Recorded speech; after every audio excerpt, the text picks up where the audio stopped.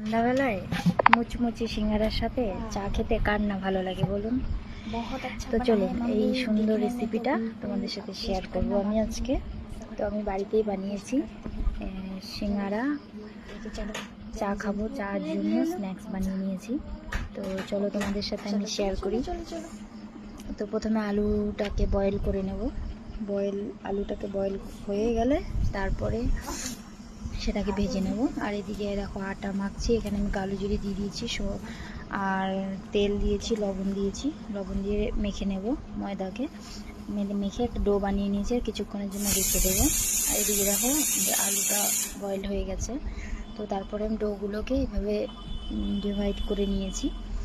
তো এবার কড়াইতে তেল দিয়ে জিরে ফোড়ন, পাঁচফোড়ন দিয়ে আর লঙ্কা দিয়ে এখানে আলুটাকে ভেজে নেব। তারপরে এদিকে সিঙ্গারার জন্য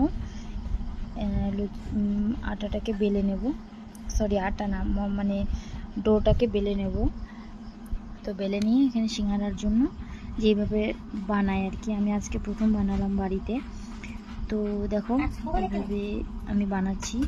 তো তোমাদের কেমন লাগলো আমাকে অবশ্যই কমেন্ট করে জানাবে। যদি ভুল হয়ে থাকে সেটা অবশ্যই আমাকে কমেন্ট করে জানাবে। পরবর্তীতে তাহলে আমি আরও সুন্দর করে ভিডিও দিতে পারবো তোমাদেরকে। এই দেখো, তো সিম্পল আমি এভাবেই বানিয়েছি। কেমন হয়েছে অবশ্যই জানাবে। এইভাবে একে একে আমি বানিয়ে নিলাম। এই দেখো, এবার এগুলোকে ভেজে নেব। তো কড়াইতে তেল দিয়ে দিয়েছি, গরম হয়ে গেছে তেল। এবার একে একে কড়াইতে এসব ছেড়ে দেব। এবার মুচমুচে করে ভেজে নেব।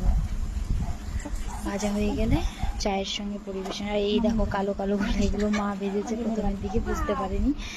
তো যাই হোক, তো এবার গরম গরম সিঙ্গারা উইথ চা, ব্যাপারটা কেমন বলো? সবাই ভিডিওটিকে ভালো লাগলে লাইক শেয়ার করে দিও, কমেন্ট করে দিও। Tata, bye bye. আমরা এখন খাবো, আর তোমরাও বাড়িতে অবশ্যই ট্রাই করো। ওকে, বাই বাই।